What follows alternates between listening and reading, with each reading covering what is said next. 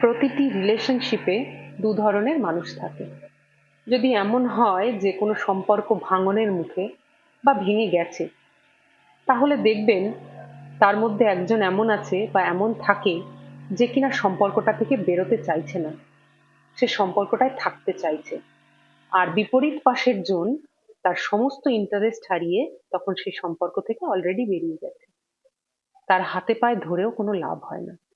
কিন্তু সামনের জন, সে জানে যে সেই মানুষটি, তার প্রিয় মানুষটি কত বড় ভুল করতে চলেছে। সে হয়তো তার হাতে পায়ে ধরে, তাকে অনুনয় বিনয় করে ফিরে আসার জন্য, কারণ সে জানে যে সেই মানুষটি তার নিজের শত্রু সবচেয়ে বড়। সে কি বড় ভুলটা করতে যাচ্ছে। কারণ একটা সম্পর্ক, একটা ভালোবাসার মানুষ, এবং যে তাকে এতটা ভালোবাসে, সে নিজে জানে যে তার মতো করে অন্য কেউ আর তার কেয়ার নিতে পারবে না বা তাকে এতখানি ভালোবাসতে পারবে না।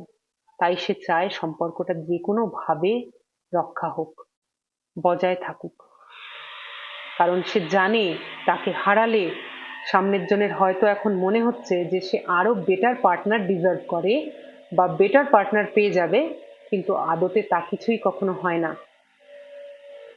পারফেক্ট মানুষ বা কেয়ার করার মতন জীবনসঙ্গী পাওয়া আজকালকার দিনে সহজ নয়। যাকে পেয়েছেন, যদি এমন মানুষ আপনার জীবনে থাকে, তাকে রেসপেক্ট করুন, তার কদর করুন, তাকে নিজের জীবনে বজায় রাখুন। কারণ একবার যদি সেই মানুষটি আপনার জীবন থেকে চলে যায়, সে তার মতন মুভ অন করে নেয়, কখনোই সে আর ফিরে আসে না। আপনি হয়তো একটা মুহূর্ত পরে গিয়ে বুঝবেন যে আপনি কত বড় ভুল করলেন, আপনি নিজের কত বড় ক্ষতি করলেন,